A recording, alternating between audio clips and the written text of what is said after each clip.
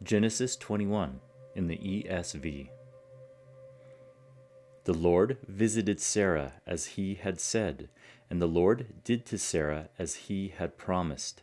And Sarah conceived and bore Abraham a son in his old age at the time of which God had spoken to him. Abraham called the name of his son who was born to him, whom Sarah bore him, Isaac. And Abraham circumcised his son Isaac when he was 8 days old, as God had commanded him. Abraham was 100 years old when his son Isaac was born to him, and Sarah said, God has made laughter for me. Everyone who hears will laugh over me. And she said, Who would have said to Abraham that Sarah would nurse children? Yet I have borne him a son in his old age. And the child grew and was weaned, and Abraham made a great feast on the day that Isaac was weaned.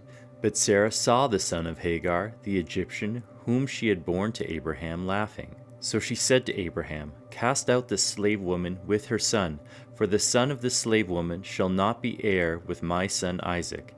And the thing was very displeasing to Abraham on account of his son. But God said to Abraham, Be not displeased because of the boy and because of your slave woman. Whatever Sarah says to you, do as she tells you, for through Isaac shall your offspring be named. And I will make a nation of the son of the slave woman also, because he is your offspring. So Abraham rose early in the morning and took bread and a skin of water and gave it to Hagar, putting it on her shoulder along with the child, and sent her away. And she departed and wandered in the wilderness of Beersheba. When the water in the skin was gone, she put the child under one of the bushes. Then she went and sat down opposite him, a good way off, about the distance of a bowshot. For she said, Let me not look on the death of the child. And as she sat opposite him, she lifted up her voice and wept. And God heard the voice of the boy, and the angel of God called to Hagar from heaven and said to her, What troubles you, Hagar? Fear not, for God has heard the voice of the boy where he is. Up, lift up the boy, and hold him fast with your hand, for I will make him into a great nation. Then God opened her eyes, and she saw a well of water, and she went and filled the skin with water and gave the boy a drink. And God was with the boy, and he grew up. He lived in the wilderness and became an expert with the bow. He lived in the wilderness of Paran, and his mother took a wife for him from the land of Egypt.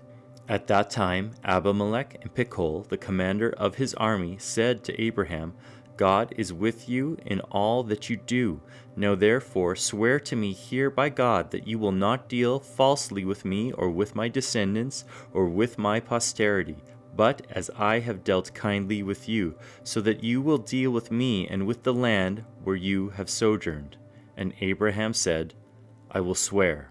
When Abraham reproved Abimelech about a well of water that Abimelech's servants had seized, Abimelech said, I do not know who has done this thing. You did not tell me, and I have not heard of it until today. So Abraham took sheep and oxen and gave them to Abimelech, and the two men made a covenant. Abraham set 7 ewe lambs of the flock apart. And Abimelech said to Abraham, What is the meaning of these 7 ewe lambs that you have set apart? He said, These 7 ewe lambs you will take from my hand, that this may be a witness for me that I dug this well. Therefore that place was called Beersheba, because there both of them swore an oath. So they made a covenant at Beersheba. Then Abimelech and Pichol, the commander of his army, rose up and returned to the land of the Philistines. Abraham planted a tamarisk tree in Beersheba and called there on the name of the Lord, the everlasting God. And Abraham sojourned many days in the land of the Philistines.